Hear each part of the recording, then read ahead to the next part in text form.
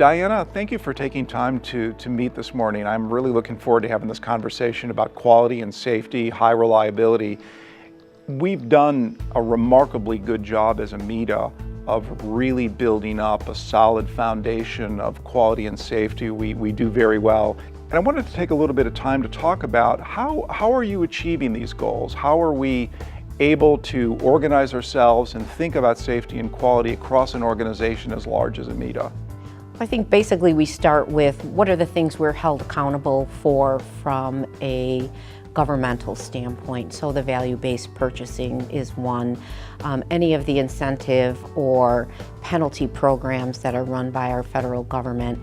I mean, that's always a great starting point. But, you know, in that case, it's only looking at the data.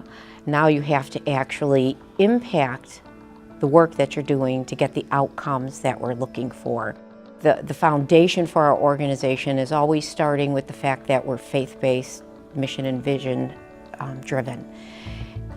Put on top of that, on that foundation, the concepts of high reliability, error prevention techniques, and leadership methods. Put on top of that a culture of safety in our organizations. And then if you put on top of that, you put the work that's really at the front line, and that's the work we're doing with the Great Lakes Collaborative, which is called the Hospital Improvement and Innovation Network, which really connects or correlates with all the work we need to do around value-based purchasing and readmissions. What is a culture of safety, and what does it mean to our associates? It's being aware of those small things that if we don't address them initially, when we hear of them or see them, that could become a big issue, a big error. It's all about preventing. So behaviors, awareness, accountability, resilience, all of those things. I sometimes wonder if everybody across the organization understands how we have moved in healthcare away from fee-for-service to something that is much more based upon fee-for-value. And so can you talk a little bit about the program and what the impact of the organization is, pro or con, how it potentially helps us or potentially hurts us? Basically, Medicare wants to purchase services that have value. That meaning there are no adverse events. We're preventing unnecessary readmissions. For our organizations, I see where we started when value-based purchasing started.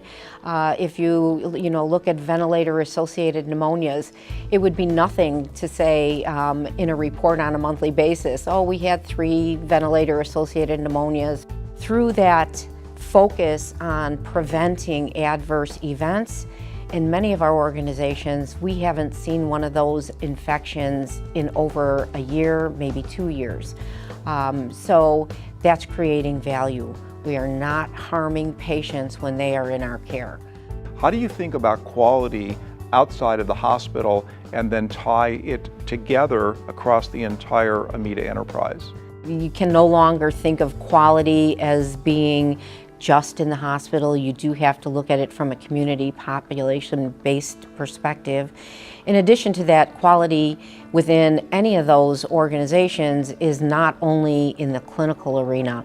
Quality relates to anything we do, whether it's in the finance department, if it's the work we're doing with denials, all of it has a quality and a high reliability perspective to it.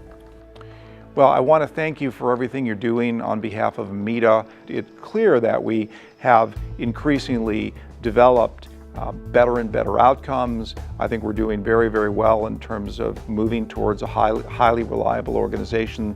We're doing a good job in terms of training and teaching, and clearly we have a lot of work to do ahead. There's no end to the process, but nonetheless, I think you've pointed us in a really, really good direction, and look forward to working with you in the years ahead. Thank you, Mark. Thank you.